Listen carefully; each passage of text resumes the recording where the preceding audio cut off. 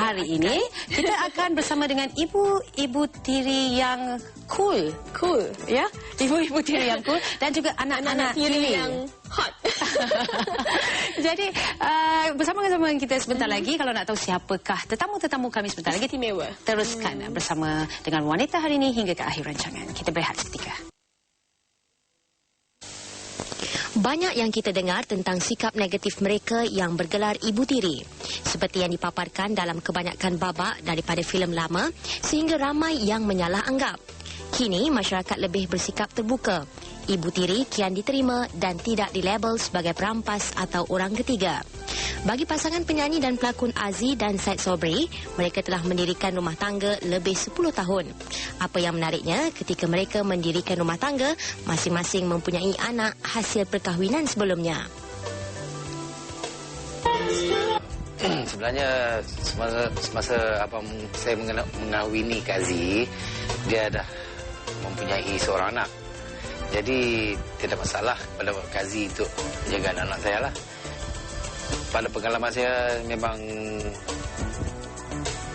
dia seorang ibu yang baik lah. Sebenarnya dia orang ni dari kecil-kecil lagi dah rapat dengan Kak Aziz. Jadi masa dulu pun sebelum saya berkawan rapat dengan Kak Aziz pun, Kak Aziz pernah datang ke rumah membawa anak dia ke rumah saya. Jadi dia orang memang dah kenal, family friend. So memang tak ada masalah lah. Dia orang boleh terima kasih. Masa tu saya pun tak sedar saya dah dapat rumah tiri. Sebab masa tu kecil lagi dalam standard tu. So tak rasa apa-apa lah. Gaduh tu tak pernah. Tapi kalau kena marah sikit-sikit tu biasalah. Kalau buat kesalahan mesti mak nak tegur kan. Macam mak kandung juga. Tak pernah gaduh lah. Kalau dari sisi saya faham, biasanya terus terang lah. Kumpul ramai-ramai dan bincang balik apa yang tak kena, apa yang baik kita ikut. So yang mana tak baik tu tinggal lah. Biasanya kalau ada masalah macam tu, kita orang akan refer dengan ayah jugalah. Dengan Fendi, dengan mak yang lagi satu kan. Seperti yang dikatakan tadi, kita akan mengupas lebih lanjut tentang apakah relationship ya di antara ibu tiri dengan anak-anak tiri. Dan hari ini kita ada tetamu istimewa. Ya, kita nak tahu juga apakah dilema yang mereka hadapi, apakah konflik, apakah kelebihan, apakah kekurangan yang mungkin boleh kita kongsikan juga bersama dengan penonton-penonton kita di rumah. Jadi untuk itu kita perkenalkan ibu tiri kita yang pertama. Marlia Musa, ibu tiri kita pertama. Ibu tiri kita yang kedua ialah Aziz. Selamat datang ke studio kami. Dan juga anak tiri Aziz ya. Lin dan juga Syabil, anak Aziz dan juga Syed Sobri ya. Jadi soalan kita yang pertama, mungkin kita patut tanyakan kepada Aziz dulu. Apakah perasaan, macam dikatakan tadi memang dah as family friends kan? So apa preparation bila nak bertepan, bila dah officially mengenali mereka, apa perasaannya? Sebenarnya saya tak ada preparation apa-apa sebab memang saya kenal Shazlin dari dia umur 1 tahun lagi. Lepas tu kalau kita pergi praktis ke apa, masa dulu memang menyanyi ke, kadang-kadang saya bawa anak-anak kan. Jadi saya memang tak ada, dah memang tak ada macam buat persediaan nak macam berkeluarga lebih besar ke, tak ada. Memang dah dia macam automatik je. Sewaktu Aziz berkahwin dengan Syed Sobri, Shazlin masa tu berumur berapa? Darjah 2 dia. Dah 6 tahun. 5 kot. Masa kenal ke masa berkahwin? Berkahwin mungkin darjah darjah 2. Tak ingat. Tapi waktu itu Shazlin dah tahulah membezakan ini ibu tiri dan juga ibu kandung. Perasaan Shazlin sendiri waktu tu ada terasa yang macam panggil Aziz apa? Mama. Ada terasa mama ni merampas kasih sayang ayah daripada ibu saya dan sebagainya. Pernah tak timbul rasa macam tu? Tak pernah pun rasa macam tu. Sikit pun tak pernah. Sikit pun tak pernah. Kenapa? Adakah kerana Aziz memang mama memang baik atau bagaimana? Sebab mama yang baik. Senang kan? Okay. Macam Aziz dan juga Syed Sobri ni, kes dia memang dah kenal sebelum ni. Kesnya begitu dan juga masing-masing. Aziz membawa seorang anak dan juga Syed Sobri juga mempunyai seorang anak. Dan ibu Shalin juga masih hidup kan? Dan mereka hidup bermadu. Tetapi bagi kes Marlia Musa agak berbeza sedikit. Ya, Marlia Musa ialah seorang anak dara. Ya, anak dara yang belum pernah berkahwin, belum mempunyai anak. Ya, berkahwin dengan seorang duda yang waktu itu ialah hot bachelor. Hot bachelor yang baru kematian isteri. Jadi kesnya berbeza sedikit kan, sebab selalunya orang kata bila kematian isteri ni kesnya memang berbeza. Yang tambahan pula anak M. Nasir ketika itu 5 orang yang kebanyakannya masih kecil ya. Semuanya dah besar-besar juga. Ya. Okay. Jadi macam mana Malia? Mula-mula tak besar, menghadapi kecil. Yang My eldest was 13 tahun, 14 tahun. Consider agak dan yang paling kecil ialah 2 tahun. 2 tahun. Okay. Macam mana menjadi instant mom? Macam Suri ni tak ada pengalaman macam Aziz ada pengalaman menjadi seorang ibu. Macam Malia tak ada tanggungjawab sebagai ibu, tiba-tiba menjadi seorang ibu. Macam mana hadapi? Saya masa bujang kopi saya pun orang buat. Jadi saya tak pernah ada rasa tanggungjawab sebagai seorang ibu. Saya kira bila saya dilamar, antara perkara pertama yang saya fikir, antara janji pertama saya pada suami saya, kata-kata pertama saya bila saya dilamar ialah saya tak janjikan bulan dan bintang untuk jadi seorang ibu yang baik. So I cannot promise you the moon and the stars. Tetapi saya akan cuba pikul tanggungjawab ni sama-sama. Jadi bila sebelum saya kahwin, masa kami bertunang dan kami berkahwin tu masanya singkat dalam masa 3 bulan, tapi kami dah courting about a year before. Jadi dah kenal lah, dah tahu. Tapi saya kira towards bila nak kahwin tu, kerana courting you balik rumah you kan. Saya jumpa anak-anak dan balik rumah saya. Tapi bila saya dah nak pindah ke rumah baru saya kira itu adalah satu challenge pada saya. Mentally. Jadi saya fikir, mungkin kalau saya baca buku, banyak parents guidance punya buku ni, mungkin it will help me. Tetapi bila hari pertama saya jejakkan kaki saya ke dalam rumah itu sebagai seorang isteri yang sah, saya kira buku saya semua it's not workable. Yeah, it's just a waste of theory aja. Sebab each children requires different cara. Setiap anak lain karakter, lain cara. Ada yang boys, saya ada 4 lelaki. Jadi lelaki yang kecil-kecil bolehlah you cuddle dia to show affection kan. Tapi yang besar tu you nak peluk dia pun dah sama besar dengan you, lagi besar dari saya. Jadi benda tu mungkin jadi awkward. Akan tetapi saya kira saya antara apa jugalah, tadi bila Syafinas kata Ibu Tiri macam brand name macam let's go to Ibu Tiri punya outlet kan. Jadi tak apalah, saya kira saya memang tak berapa suka dengan definasi tu, kerana it gives a negative punya perception pada nama tu. Saya tak tahu kenapa, kalau kita tengok surat khabar hari-hari pun, kalau ada kes dari anak, bukan kebanyakannya ibu ganti ni, ibu kandung yang abuse anak-anak mereka. Jadi memang cerita bawang putih bawang merah tu a tragic, Cinderella is a tragic, tetapi dia dah rasanya macam dah tak exist sekarang. Tetapi orang macam saya dan juga Aziz adalah antara orang-orang dalam mungkin jutaan lagi ibu-ibu lain di dunia ni yang rasa kami kena terima, kami kena pikul the negative impact yang mereka beri. Betul. Saya bersyukur kerana alhamdulillah anak-anak saya yang sekarang ni ada 6. 5 yang saya jadi ibu ganti ni tak pernah pandang saya otherwise lah. Saya tak tahu, mereka tak di sini, mereka tak boleh speak, you tak boleh dengar apa mereka kata. Tetapi saya kira bila sesuatu peraturan cuba dieksekutkan di rumah, pada saya untuk tahu anak-anak itu hormat dan terima saya atau tidak bila mereka akur dengan aturan yang kita beri. Contohnya, kerana it's not easy, you bukan ukur kasih sayang anak dengan peluk cium, tak mungkin. Dan menjaga anak-anak bukan sekadar memasak dan menyediakan makanan kepada mereka.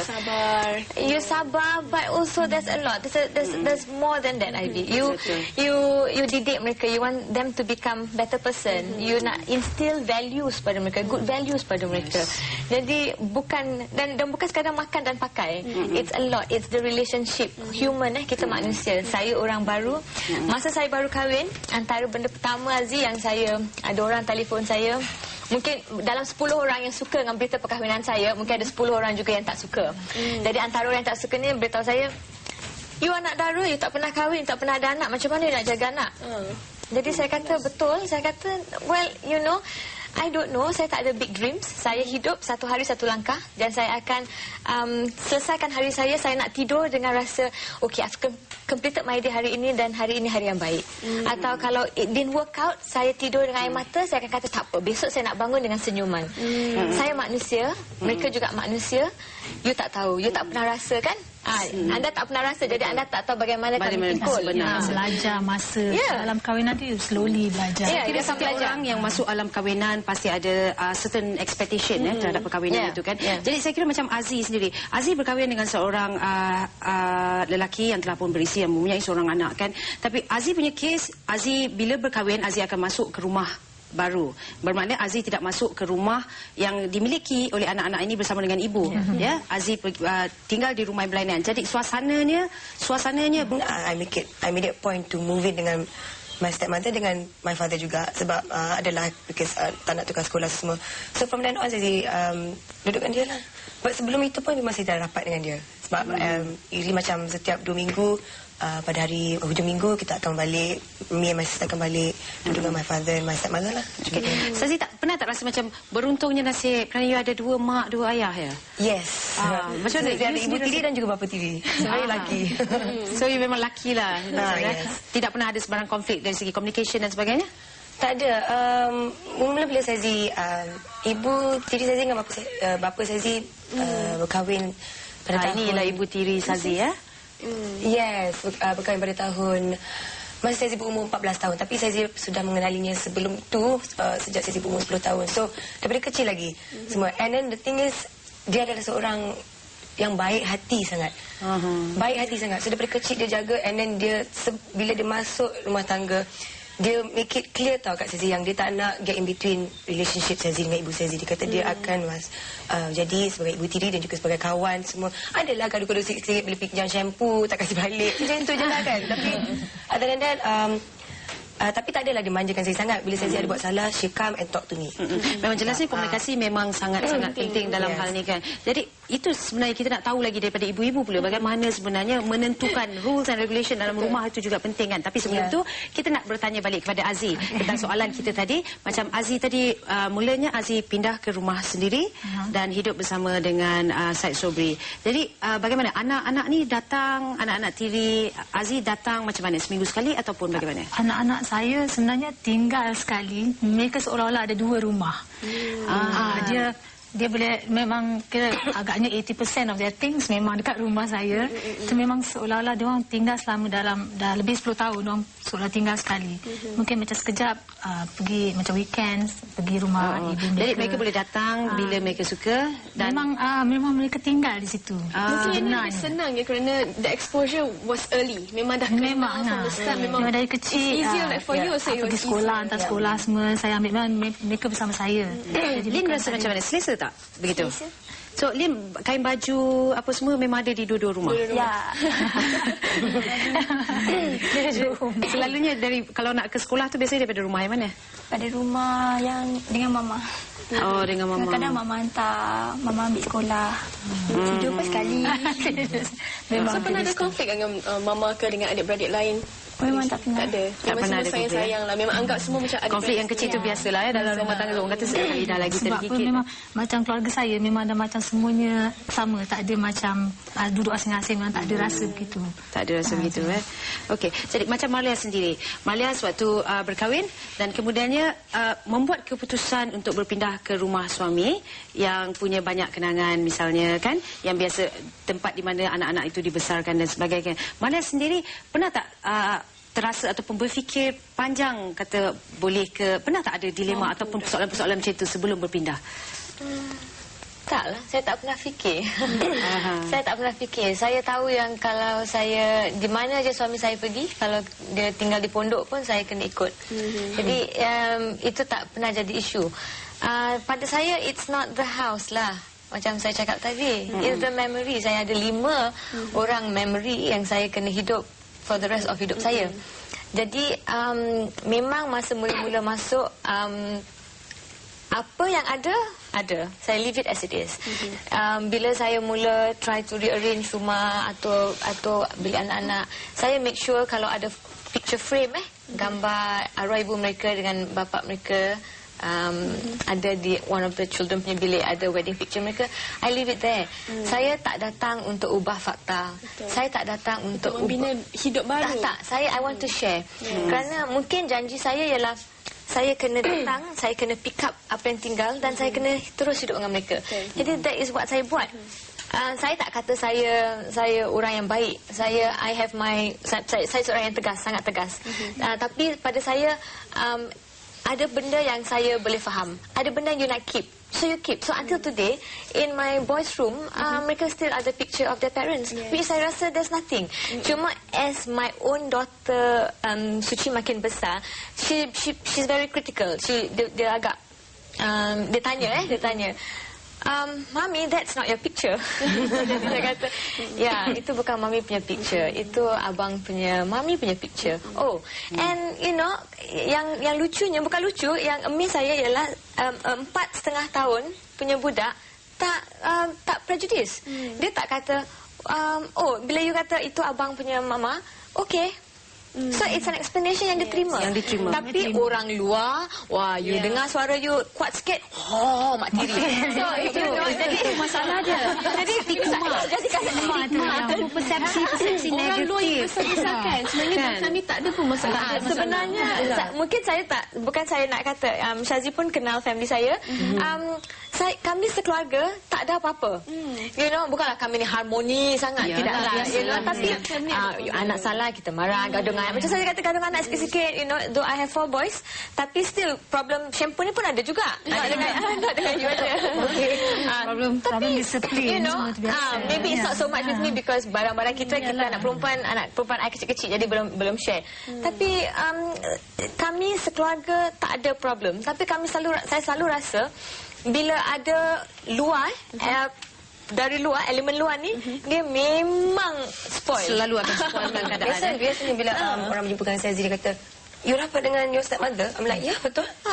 Kenapa? What do you mean kenapa? Masalahnya. Betul. You have another new friend. You tidak seperti macam ibu tiri, tapi more to as friend. Namanya itu manusia biasa. Jadi macam memang rasanya memang dah tiba masanya kita sepatutnya berubah cara pemikiran kita, ya. Persepsi negatif ataupun stigma lama dia sepatutnya dihapuskan. Jadi sebenarnya cerita Cinderella dah kena tukar cerita barulah. Dan tiba masa kita tukar cerita Snow White cerita baru, ya. Dan tiba masalah kita tukar bawang putih, bawang merah tu semua, ya. Kerana jadi apa pula kalau tak bawang putih, bawang merah? Create-lah hapus saja, ya. Tetapi kalau boleh, ya, macam janganlah lekatkan. Kalau orang kata ibu tiri itu mesti jahat, anak tiri itu mesti teraniaya dan sebagainya. It's about respect. Kan respect your own space. Give yourself some time untuk adjust. Tapi bagi saya sih, bapa saya sih memainkan peranan juga untuk yang paling respect your stepmother. Make it like your mother. So he play a big part in that. Ya, semua orang sepatutnya kena hormat menghormati dan masing-masing patutnya perlu ada kehidupan mereka, ya. Jadi terima kasih kepada tetamu kami. Tak cukup rasanya masa untuk kita berbual lebih panjang lagi, ya. Dan kita berehat seketika, kembali lagi selepas ini. Maknanya kita bebas daripada penjajah, lepas tu kita boleh bebas melakukan apa je di negara kita lah. Kalau macam dulu ada orang kontrol, kan. Yang kalau kita tengok daripada skrin TV lama, dia memang tetap menyemarakkan kita punya arti kemerdekaan dalam diri. Tapi kalau untuk kemerdekaan yang ada sekarang ni, kalau boleh kita hapuskan semua peperangan sedunia. Itu yang paling sukalah sekali saya.